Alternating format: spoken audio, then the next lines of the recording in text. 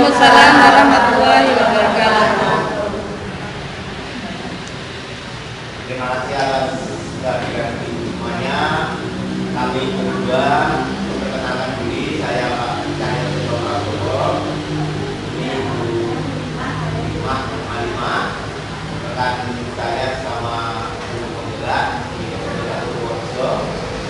Pada kesempatan kali ini kami akan memberikan sebuah aksi nyata. Aksi nyata itu sebuah proyek kegiatan kami mengenai budaya positif.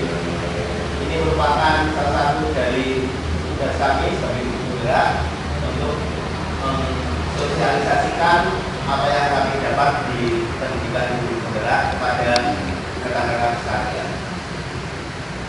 Nanti Bapak Ibu akan mendapatkan sebuah pemahaman materi mengenai budaya positif, bagaimana kita memperlakukan anak khususnya di jenjang PAUD,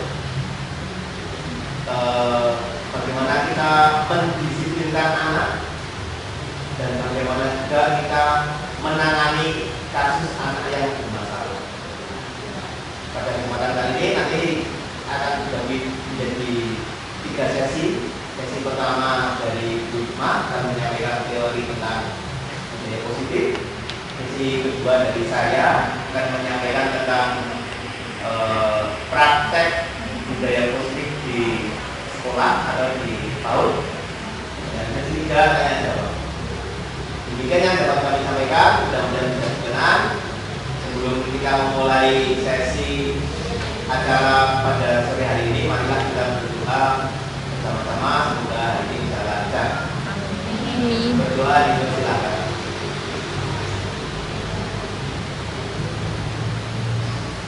Cukup? Waktu dan tempat saya silakan kepada Assalamualaikum warahmatullahi wabarakatuh. Waalaikumsalam warahmatullahi wabarakatuh. Gimana kabarnya hari ini? Alhamdulillah. Luar biasa ya.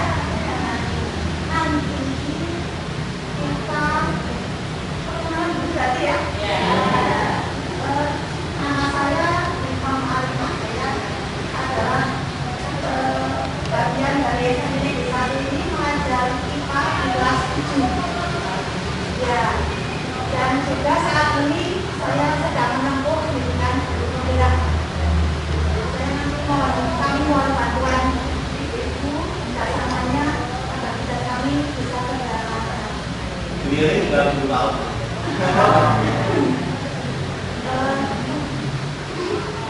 Sebelumnya perkenalan dari saya. Nah, sebelum kita ke sesi materi, kita sebelum dulu ya ibu, biar kita semangat, otak kita tidak lelah ya. Seperti yang kita kenal dulu di pelajaran TK ya, ada tepuk-tepuk. Nah, nanti kita pakai tepuk-tepuk. Nanti kalau saya bilang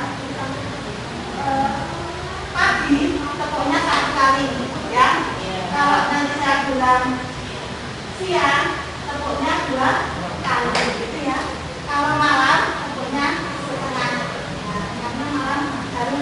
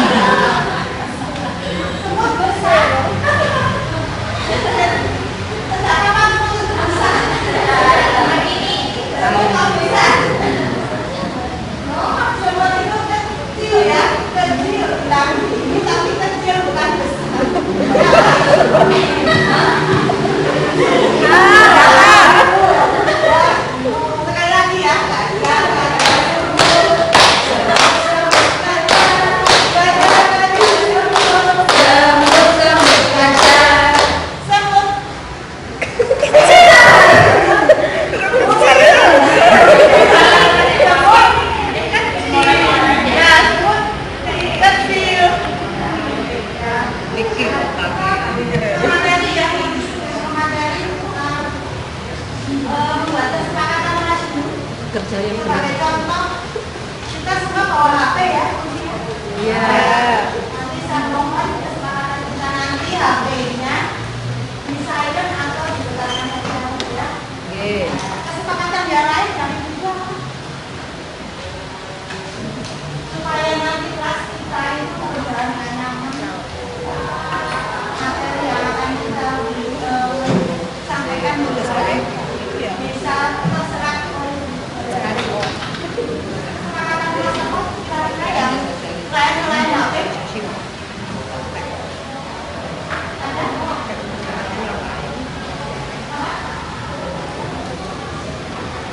Ya, saling menghargai ya. Jadi nanti kalau ada yang berpendapat, saling menghargai. Terus nanti kalau ada yang berpendapat ataupun menggunakan pertanyaan, angkat tangan ya. Kesempatan kelas hari ini. Kita mulai materi yang pertama, yaitu implementasi budaya. Diperhatikan itu, Bu. Saya berikan sepatunya tinggi, jalannya mudah. Saya sampai di rumah itu tak praktekkan. Mungkin ibu juga seperti itu ya. Kita meniru guru kita. Bahkan jalan saja ditiru, jalannya ditiru pakai baju pun ditiru. Nah, itu kita harus sebagai teladan bagi murid-murid kita, tingkah laku kita harus baik, harus positif. Nah, budaya positif apa nanti ya akan kita itu.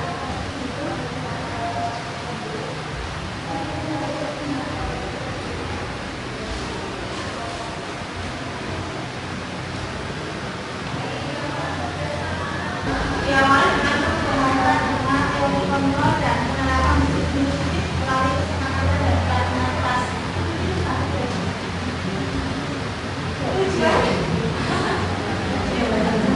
Tujuan membangun budaya positif melalui penerapan budaya positif.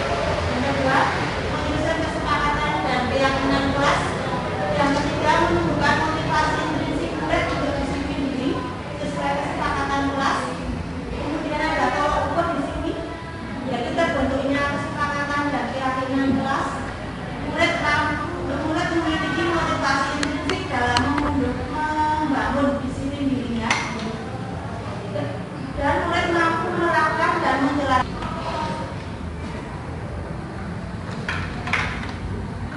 Ini dari masa tindakan itu masa yang akan digunakan untuk memulai senjata itu kapan rencanaannya. Nah, di sini ada mulai simulasi ulang yang mensosialisasikan penerapan dari sekolah, kemudian menggunakan teman sejawat, dan menggunakan teman sejawat dan berkolaborasi dengan guru lain untuk membuat keyakinan kelas masing-masing. Kemudian mengidentifikasi budaya positif yang akan dikembangkan di kelas berdasarkan pendapat murid. Jadi besok kalau ibu-ibu sudah di kelas ingin membuat keyakinan kelas itu dimusyawarahkan dengan anak-anak ya. Kemudian melakukan survei tentang ide murid dalam mencapai kelas, kemudian mengambil kesimpulan dari ide murid. Wali kelas atau guru bersama murid menandatangani kontrak kesepakatan. Ini kalau untuk SMP ya, SD. Kalau untuk PAUD ini tidak perlu. Kemudian di sini pelaksanaan tindakan selama 4 minggu. Yang terakhir adalah evaluasi dan refleksi. Dukungan yang dibutuhkan itu apa saja? Itu dukungan dari semua warga sekolah ya, baik guru, kepala sekolah, pengawas, bisa ya. Kemudian itu yang membantu kita menggunakan bisa. Kemudian sarana dan prasarana orang tua dan dalam melakukan budaya positif. Budaya positif. Budaya positif itu merupakan perwujudan dari nilai-nilai atau keyakinan universal yang diterapkan di sekolah atau amal umum ya, universal barang. Nah,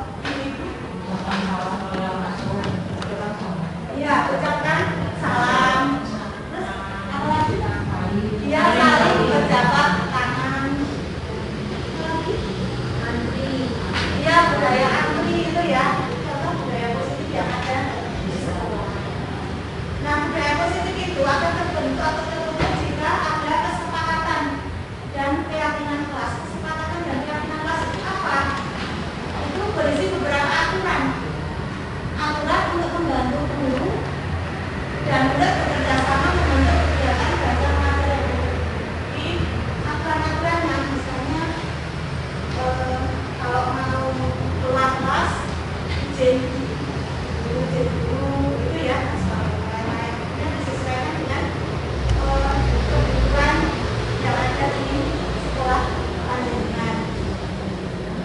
Terus kesepakatan dan keyakinan kelas itu kalau tidak ada motivasi itu dalam diri sendiri tidak akan terwujud, tidak akan terlaksana ya.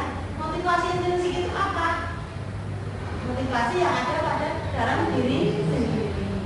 Kita tadi mau ke sini, kalau nggak ada motivasi dari diri sendiri nggak akan sampai sini ya. Itu juga sama. Contoh kesepakatan kelas ada senyum, sapa, dan salam itu sudah biasa ya. Dilakukan di kelas kau juga ya, senyum, sapa, dan salam biasanya juga. Terus hidup rukun saling menghargai, ini jelas. Terus mengembalikan peralatan bermain pada tempatnya. Ini kalau ada anak-anak itu ya, setelah bermain mengembalikan pada tempatnya. Terus meminta maaf jika melakukan kesalahan. Buang sampah pada tempatnya. Itu contoh sedikit contoh ya. Nanti kalau penjenengan sekolah masing-masing bisa menambahkan yang lain.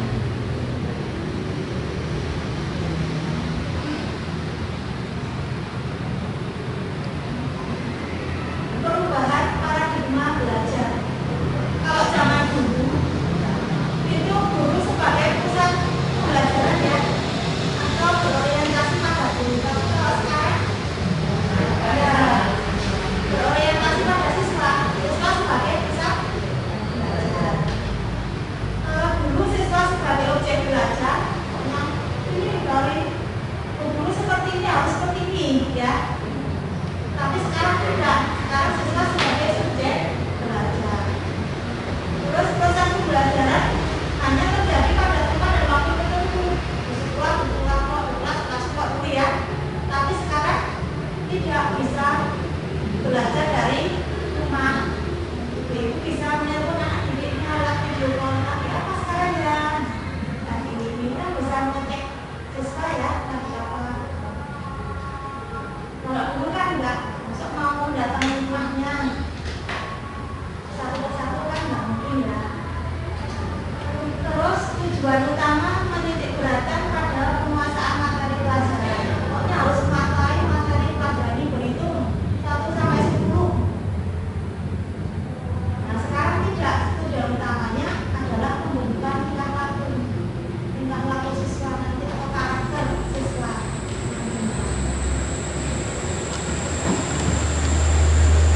Terus ada 5 kebutuhan dasar manusia.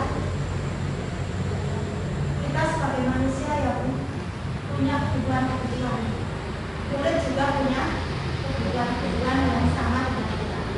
Nah kebutuhan yang pertama itu adalah kebutuhan untuk bertahan hidup atau spiritual. Contohnya apa? Contohnya apa itu? Kita hidup perlu apa? Ya makan, minum. Implementasi budaya positif melalui kesepakatan dan keyakinan kelas.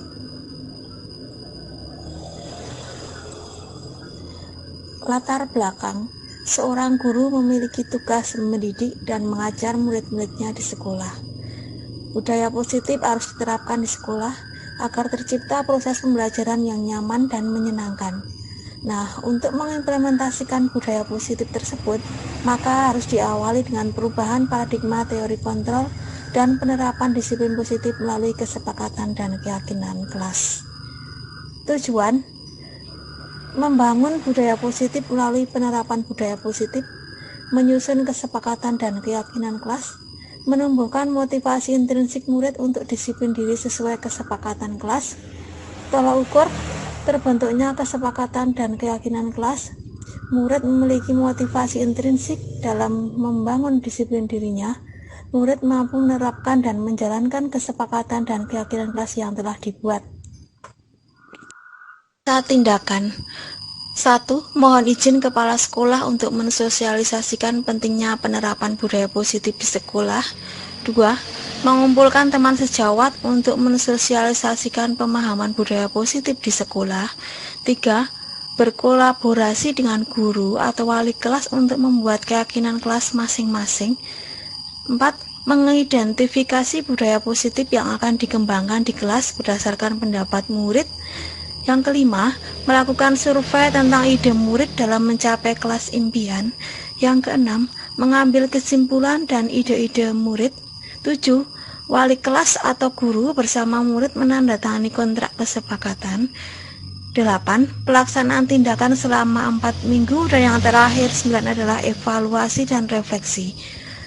Dukungan yang dibutuhkan, dukungan dari semua warga sekolah, sarana dan prasarana, orang tua dalam melakukan budaya positif di rumah. Positif. Budaya positif itu merupakan perwujudan dari nilai-nilai atau keyakinan universal yang diterapkan di sekolah. Intinya budaya positif itu adalah pembiasaan-pembiasaan yang sudah ada yang dilakukan di sekolah. Budaya positif itu akan terwujud apabila ada kesepakatan dan keyakinan kelas. Kesepakatan dan keyakinan kelas itu berisi beberapa aturan untuk membantu guru dan murid bekerja sama membentuk kegiatan belajar mengajar yang efektif. Nah, untuk menuju kesepakatan dan keyakinan kelas itu juga akan terbentuk atau terwujud apabila ada motivasi intrinsik dalam diri individu. Motivasi intrinsik itu adalah dorongan dari individu untuk melakukan sesuatu. Berikut adalah contoh kesepakatan kelas. 1. Senyum, sapa, dan salam. 2. Hidup rukun, saling menghargai. 3. Mengembalikan peralatan bermain pada tempatnya. 4. Meminta maaf jika melakukan kesalahan. 5. Buang sampah pada tempatnya.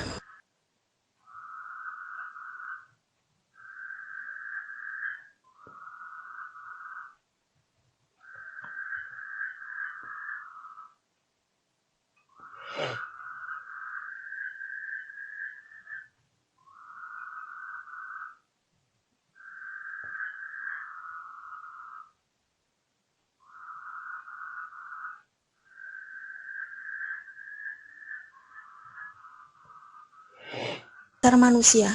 1. Kebutuhan untuk bertahan hidup atau survival itu adalah contohnya makan, minum, tempat tinggal, terus rasa aman, rasa perlindungan dari orang lain. Yang kedua, cinta dan kasih sayang, love and belonging. Contohnya adalah rasa ingin diterima, rasa ingin diakui, kerjasama, dan saling tolong-menolong dan membantu. Kebebasan itu contohnya adalah kebebasan dalam memilih dan membuat pilihan. Kemudian kebebasan untuk mengeksplorasi diri dan mandiri. Yang keempat adalah kesenangan. Kesenangan ini adalah hubungannya dengan tertawa, bahagia, begitu. Terus yang kelima adalah kekuasaan atau power. Itu contohnya adalah rasa ingin diakui, ingin menjadi pemimpin, ingin diterima.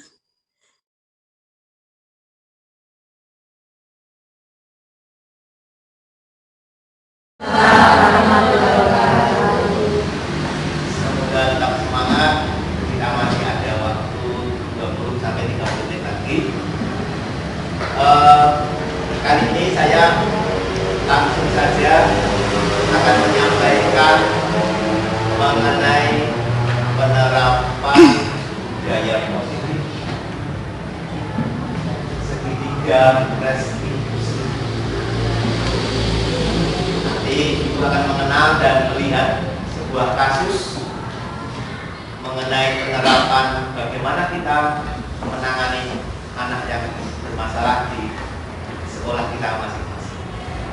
Tapi terlebih dahulu Ibu perlu mengetahui dulu konsep-konsep mengenai segitiga restitusi dan yang lainnya. Baik, yang pertama kita perlu mengingat kembali bahwa filosofi belajar Ki Hajar Dewantara adalah menuntun anak sesuai dengan tumbuh kembangnya. Tidak hanya ke anak-anak kita, tapi juga anak kandung kita sendiri, ya. Jadi kita jangan sampai memaksakan anak agar sesuai dengan keinginan kita, tapi kita harus menuntun anak sesuai dengan kodrat alamnya dan kodrat zamannya. Ya. Akan dalam agama Islam, Ali bin Abi Thalib kan pernah berkata, kan, didilah anak sesuai dengan masanya. Anak-anak yang kita hadapi sekarang adalah anak-anak era milenial, era IT, ya.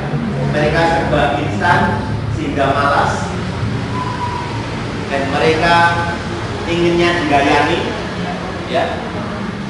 Dan mereka tidak ingin repot, tidak ingin kerja keras. Itu anak-anak zaman sekarang.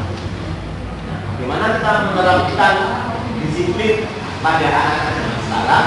Kita perlu paham dulu bahwa filosofi belajar Ki Hajar Dewantara itu adalah kita sebagai guru memposisikan sebagai among dan tamong, ya. Tuh. Yang kedua, bagaimana pendidikan yang berpihak kepada anak? Nih, kita kadang sering dilematis, ya. Di satu sisi kita ingin nginterin anak, kita ingin anak kita menjadi cerdas, tapi di sisi lain kita tidak boleh membudaki anak, ya. Di satu sisi kita ingin anak ini disiplin, tapi di sisi lain kita tidak boleh memarahi secara emosional kepada anak. Nah, itu dilematis pendidikan. Tapi pendidikan yang berpihak kepada anak ini, bahkan Ki Hajar Dewantara itu menganalogikan pendidikan itu berhamba kepada nafsu. Berhamba itu sama kita bisa manjakan dengan sang pencipta, ya. Kita manut berhamba. Ini filosofi Ki Hajar Dewantara. Ini perlu kita tanamkan dulu pada diri kita sebagai guru. Jadi bahwa pendidikan itu intinya adalah berpihak kepada anak. Karena yang kita didik adalah anak, yang kita tuntun adalah anak. Kita hanya pelaku pendidikan. Anak adalah objek tujuan kita. Ya, kalau di jenjang PAUD, tujuan akhir dari sekolah adalah apa? Anak bisa apa? Mempersiapkan diri menuju jenjang berikutnya. Yang kedua, mandiri. Mandiri dalam hal apa saja? Hal-hal kecil seperti memakai pakaian sendiri. Kalau saya kan sebenarnya punya anak masih PAUD, ya. Itu ada apa namanya, checklist biasanya dari gurunya, penilaiannya. Apakah ada checklist mingguan, ya, biasanya? Apakah anak bisa melayani diri dalam BAB? Apakah anak bisa melayani diri dalam pakaian? Seperti itu, ya. Jadi itu tujuan akhir dari pendidikan PAUD. Semuanya bisa mandiri sesuai dengan checklist yang disampaikan kepada orang tuanya. Iya.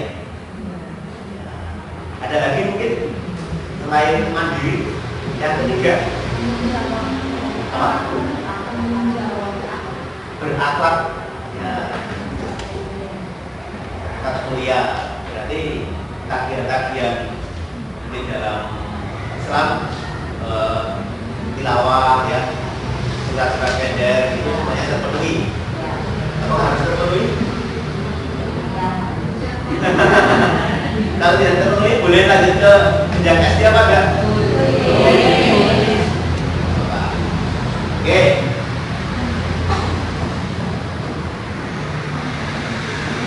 Bagaimana kita sebenarnya dari dulu tadi sebagai among dan tamong, ya. Nah, setelah kita memahami posisi kita sebagai guru, kita juga perlu memahami posisi kontrol kita terhadap anak itu ada 5. Ada penghukum, ada pemantau, ada manajer, ada pembuat rasa bersalah, ada juga yang terakhir apa? Teman. Ya. Kira-kira ibu di sini memilih sebagai apa ya?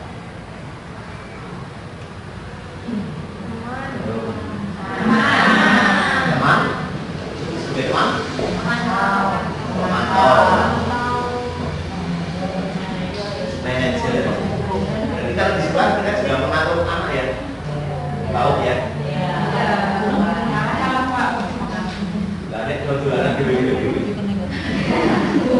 Biasanya kan ada itu yang jauh anak berdua khusus ya. Di Jawa. Pinginnya main di luar, terus nggak mau masuk dalam. Terus itu bagaimana penanganannya? Apakah dipisahkan penanganannya atau 3 bulan? Ada pendampingnya. Oh iya. Berarti punya nambah.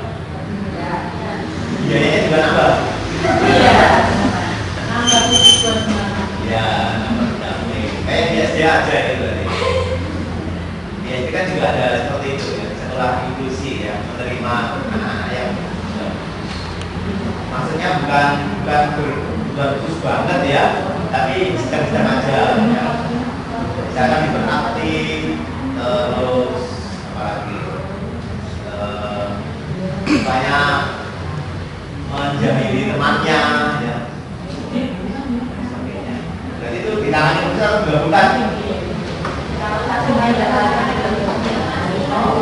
Bisa menangani sendirian.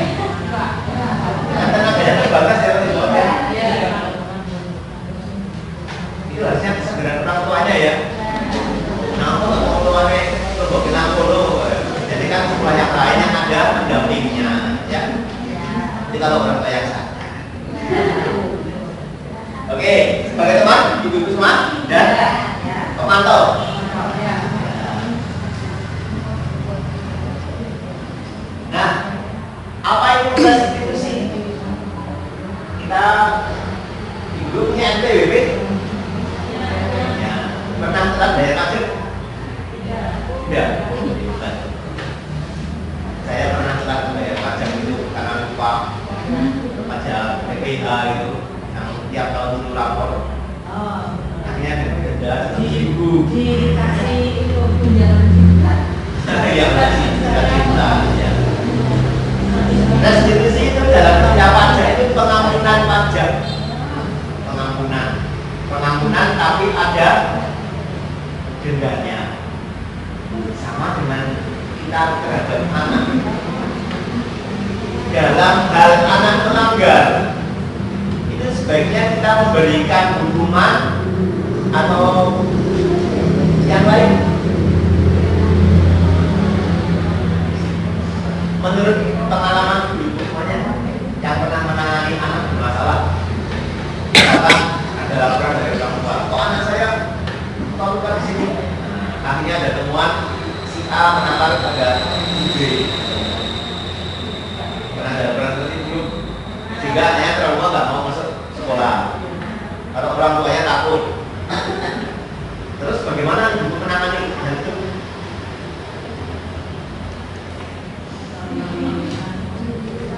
Langsung membenarkan informasi itu? Iya. Validasi dulu. Ya. Terus diberikan arahan bimbingan kepada si anak yang bersalah itu? Iya. Lalu kepada anak yang korbannya gimana? Apakah perlu kunjungan ke rumahnya untuk meyakinkan bahwa sekolah yang ibu ambil itu aman? Perlu. Jika terjadi lagi bagaimana? Saya pernah loh, anak saya pernah seperti itu. Nah, ini pengalaman saja ya. Di anak saya jadinya takut masuk sekolah sampai 3 hari. Akhirnya didatangi gurunya. Terus pada akhirnya katanya sekarang kalau kelas di PAUD kurikulum merdeka bebas ya. Iya. Artinya yang usia matang boleh nyambut sama usia yang muda, yang belum matang. Tidak juga.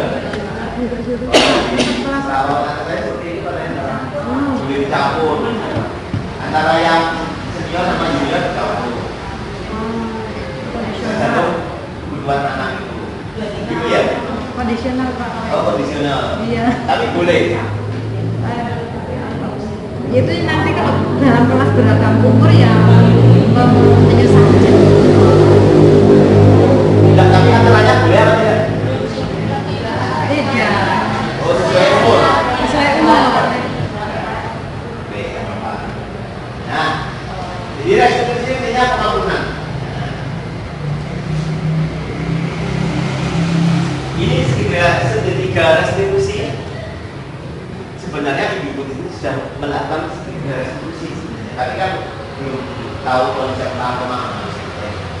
Segitiga restitusi itu adalah kita yang pertama validasi informasi, validasi kesalahan, ya. Yang kedua menanyakan keyakinan. Yang ketiga apa itu? Menstabilkan identitas. Misalkan ada suatu kasus, nanti Ibu bisa lihat ya. Anak menampar, terus yang pertama dilakukan adalah menstabilkan identitas dulu. Kita kalau menghadapi seorang yang emosional, kita harus stabilkan dulu identitas. Kita harus stabilkan dulu emosinya. Dene pembeda dhisik. Dan dulu. Nunggu emosi dhisik. Ya kan? Itu ya. Terus yang kedua, memvalidasi kesalahan. Anak disuruh menceritakan apa sih yang terjadi. Terus siapa saja pelakunya, siapa yang terlibat. Ya. Menstabilkan apa? Memvalidasi kesalahan. Yang ketiga, menanyakan keyakinan. Nah, kalau di yang di atasnya PAUD, ya, kalau di PAUD nanti menanyakan keyakinan. Apakah Tuhan itu senang kalau kamu berbuat seperti ini? Apakah Allah itu senang kalau kamu berbuat seperti ini? Itu dosa atau tidak? Ya, itu cara segitiga restitusi. Nah, setelah ini Ibu akan melihat video contoh kasus yang penanganannya menggunakan segitiga restitusi. Ya? Oke. Matikan dulu.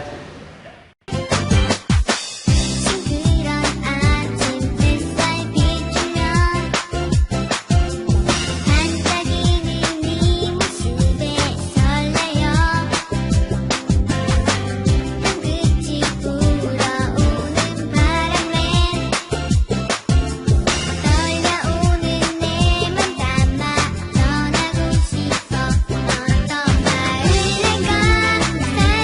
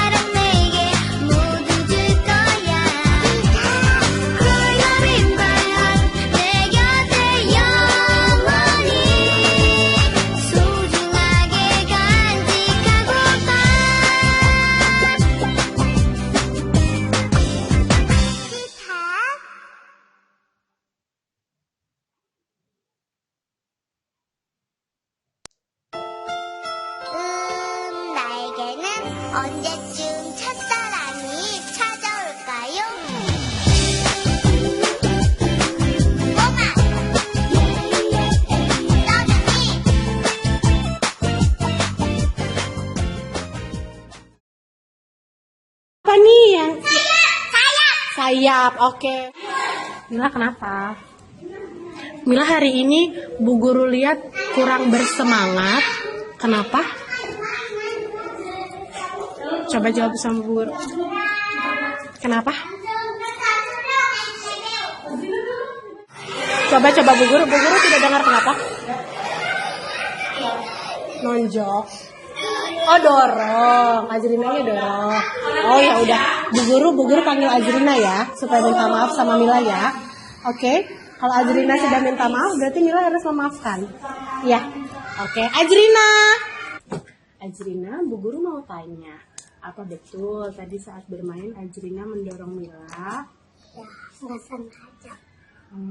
Jadi betul Ajrina mendorong Mila, iya. Lalu kenapa Ajrina mendorong Mila? Itu ditutupin kamera. Oh, Milanya menutupi kamera. Tapi walaupun begitu, tetap saja menyakiti teman itu perbuatan yang kurang baik dan tidak disukai oleh Allah. Jika Ajrina bersikap seperti itu, Allah tidak suka loh. Apakah nanti ada yang mau bermain sama Ajrina? Tidak kan? Ajrina ini tidak lagu yang judulnya bolehkah ya? Bolehkah pukul teman? Bolehkah dorong teman? Bolehkah cubit teman? Teman harus disayang, ya kan? Nah, Ajrina kalau membuat kesalahan harus bagaimana? Sudah belum Ajrina minta maaf sama Mila?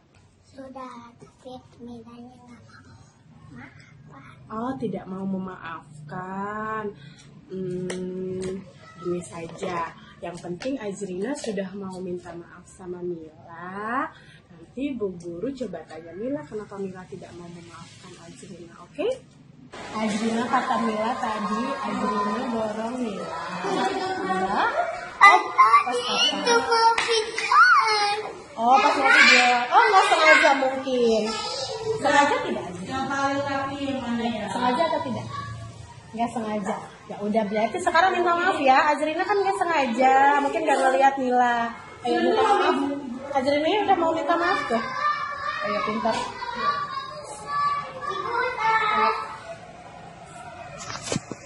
Hop, oke. Ajrinanya udah mau minta maaf. Ayo.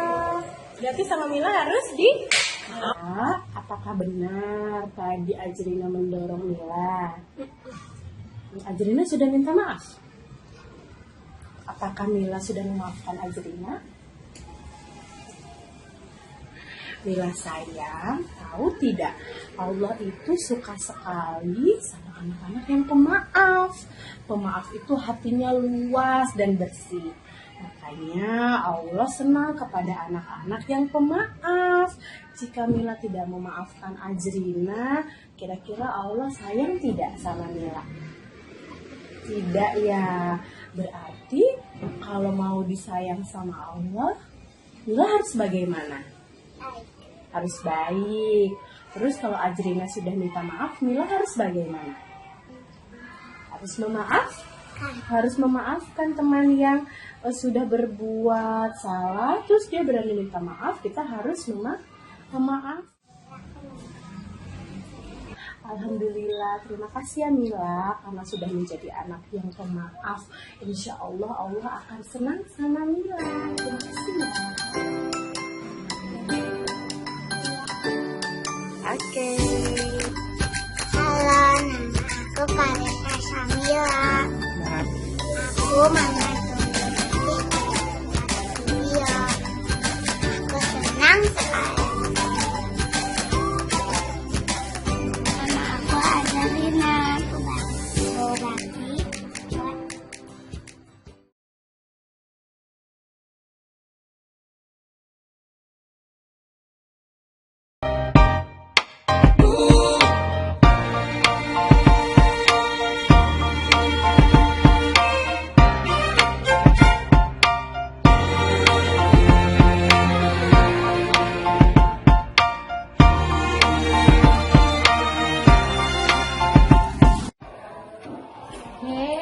Rafa, Apa?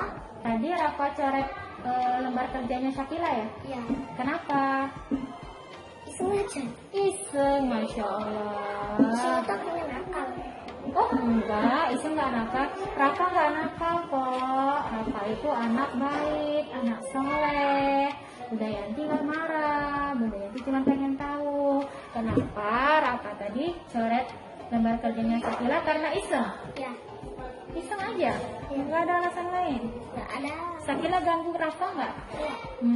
Berarti kalau Syakila nggak ganggu Rafa, Rafanya nggak boleh ya jahatin Syakila ya sayang ya.